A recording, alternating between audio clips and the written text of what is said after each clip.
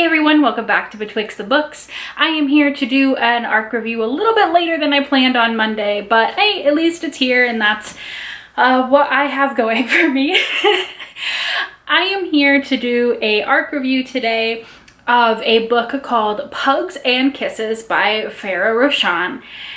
Thank you to the publisher and Edelweiss for my free advanced review copy. And oh boy, do I have things to say, because this was a book that as I kept reading it, I was just like, what? Just not something that I would have expected from an author who has written so many books, because I felt like I was reading a beta draft or something. It's weird, and we're gonna talk about it. So Farah Roshan has written a number of other series. I have read some of them, not a ton, and unfortunately not enough to know that Pugs and Kisses, although it was not labeled as such on Edelweiss, it's currently not labeled as such on Goodreads or Storygraph, is actually related to a recently released book called Pardon My Frenchie. Now, as you guessed between the titles of the books, these are all romances that kind of like center around characters who have dogs, and the dogs play a really big role in the story, as will be the case here when I get into it. But I will say that even though I did not read that book, I can tell you for a fact those characters factor really big into the story of Pugs and Kisses. I don't think it affected the story all that much, but those characters are involved like every step of the way in this book.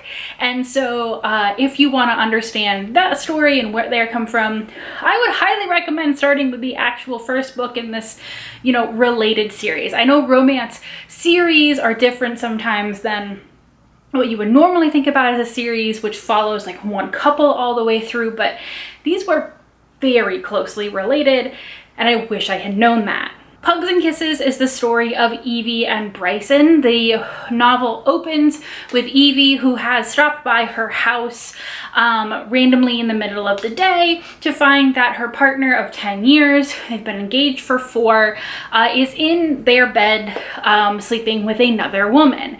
So needless to say, Evie is devastated and she kicks him to the curb. This starts off a huge number of changes in her life because Evie is a veterinarian and so is her fiance, ex-fiance now, and she worked at the clinic that had been owned for many years by her ex-fiance's family. And so she now not only doesn't have a fiance, she doesn't have a job, and so she kind of needs to really figure out what she wants to do for the rest of her life. She goes back to a touchstone of her early life, which is a dog sanctuary animal sanctuary really, called The Sanctuary. And this is a place where she interned one summer, run by a professor at her veterinary study college. And she goes there to kind of like start reconnecting with what made her love all of this in the first place and people who are really friends. And while she's there, she adopts a dog whose name is Waffles and who is a part pug, which is kind of where the book gets its title from. And she runs into her old mentor plus Bryson. Bryson was also at the same veterinary college where she went to, but he transferred to Tuskegee, became a world-renowned veterinary surgeon, and she's like so surprised to see him. During that summer where she interned, they definitely had a summer that really they thought would turn into more than that, but as far as Evie's concerned, Bryson ghosted her without a word. And so she hasn't seen him in the 8 years since then. But here he is while she's at her lowest, and come to find out from their mentor that the sanctuary has lost all of its funding, it's in danger of closing, and their mentor asks both Bryson and Evie to save the sanctuary. And Evie is in between things right now. So she says yes, and Bryson, who has always wanted to get back together with Evie, apologized to her, says yes basically to be with Evie, even though he's being a surgeon full-time. This is a dual POV novel, so you get the sense right away that there are a lot of unresolved feelings at both sides of this equation, but definitely two people who are still like, there was never any closure. And Bryson knows that he screwed up. He's been thinking about her for all of these 8 years, but he had a lot to prove for himself. Evie has 2 parents who are both world-renowned doctors. Her mom is one of the best, if not the best, African-American female cardiologist in the state of Louisiana. This story takes place near New Orleans. And her father is a widely renowned ear, nose, and throat doctor. Evie was supposed to follow in her mother's footsteps to be an African-American mother-daughter cardiologist dream team. But while she was in college, that was when Evie realized that that's not what she wanted, and she wanted to be a veterinarian. And even though she comes from this extremely well-off family, they basically live in something just a step down from a mansion, she chose to strike out on her own to become a veterinarian, which her parents are definitely not that okay with.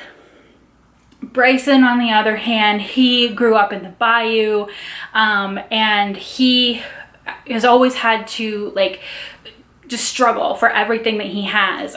Given that he had a very tall, athletic build and was African-American, he found growing up that people just kind of assumed he would end up being a basketball star, which is what he put all of his effort into. And he got scholarships because of that. So he was able to go to really, really good schools because he was so good at athletics. However, his dream was always to be a veterinary surgeon. And he lucked into this transfer to Tuskegee. He was put on a research team that was doing something very innovative in the veterinary surgeon field. And at this point in his career, he's gone from, you know, being seen as that guy from the other side of the tracks to someone who's like flown to various foreign countries to speak on his excellent track record in medicine. What Bryson admits to very early on in this book is that he felt really intimidated by Evie and her family. He felt that he didn't belong there and that he had to prove himself to kind of like be worthy of her. And that was why he ghosted her all those years ago and then just never talked to her again, which seems weird if your entire point is I need to be better to be worthy of you, to then not contact her. That's only the start of the confusing things in this story. This story has no idea what it is doing with itself, to be honest. It felt like a crumpled up piece of paper, and I was just trying to smooth out all the rough edges of this plot, and just like another wrinkle kept cropping up, and I was like, what is happening? Like I said, it really felt like something that was like maybe like a beta draft or something that like was still getting actively worked on for all of the like bumps and confusion in the plot. When Bryson and Evie decide to work together to save the sanctuary, Evie is very like, I'm in a place right now because I've just been like cheated on and I've broken up with my like partner of 10 years. So I don't want to have anything really to do with you. It's just going to be business at the sanctuary. But when they go out to dinner to kind of like talk strategy, Evie says to him, you know, we should go to dinners more often. And also, since you just moved back to the area, I want to help you get reacquainted with the area. And I want to like take you to all of these places. This concept never comes up again, but it's just like very like, what is happening here? Based on what Evie is saying and then what she's doing like in the very next breath. The plot really, really seems to want to develop this idea of class and, you know, Evie coming from this very well-off background and trying to kind of handle her own struggles, while Bryson, who does not come from a well-off background but has clearly like entered some of these echelons of higher society and at least gained respect in ways that Evie hasn't, because she really hasn't made that kind of like mark of accomplishment. They are horribly underdeveloped, to be honest with you. Very surface level, very focused on like the state of each other's houses, and the more complicated things that could have been done with this plot just aren't done. Instead of, like I said, this very like hiccupy, like, you know, it'll be about the dogs and the sanctuary, and then it will be about their respective financial backgrounds, and then it'll be, and it's just kind of like, it's weird and it's sprinkled in and it's rather underdeveloped. And for something which is meant to be the driving point of tension in their relationship, ended up feeling like something that was definitely very just like why is this such a big problem? And then also, why is one of these characters in particular, like after they've had some of these conversations, still being kind of a dick about this? I don't understand. It's confusing. Also, the moment that they choose to get together as a couple is like complete whiplash, because it's like the same thing where, you know, Evie's still just like, you know, she's, you know, drawn a line with Bryson, and she says like, you know, I just can't do this right now. I need time to be on my own. You know, she's been in this relationship for 10 years on and off, engaged for 4. She's like, I need a moment. And Bryson's like, I'm not going to take your crumbs. Like, I'm either in or I'm out. And since you don't want me to be in, I'm going to be out. We're just going to be friends. And then literally the next time they have dinner, which is just a few days apart, really, Evie's like, well, I don't know. And Bryson's like, you know what? I changed my mind. I will take your crumbs. This can be whatever you want it to be. And then they're just like making out at the table in a public restaurant. And I'm like, what is happening? What is happening? So yeah, this is just like a very, very uneven plot that only gets worse as you go towards the end. I'm not going to spoil anything, but I really, really struggled with this one. It just felt just unfinished, really, or like it needed another editing pass or something. The characters, I did not understand their relationship, except for it really being like either based on what they had in the past or the fact that they were just immediately comfortable with each other. And Bryson is just like the perfect man who is very understanding of her feelings and like very respectful until he isn't. I really, really wanted to like this one more than I did. I kept reading because I was like, okay, well, maybe this will resolve, or maybe this is going to be the only problem with this plot, and it's like, it's going to be fine.